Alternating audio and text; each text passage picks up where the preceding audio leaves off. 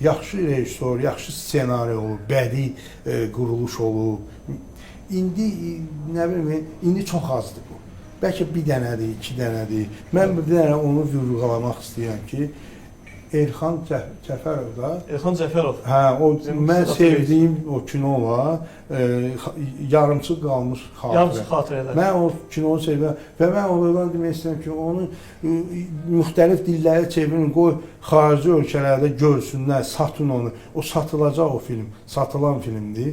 İndi məndə o imkan olsaydı, Elxan müəllimi yaxından tanısaydım, bəlkə də mən bu işə qoşulardım ki, xaricdə onu təbliğ eləməyə.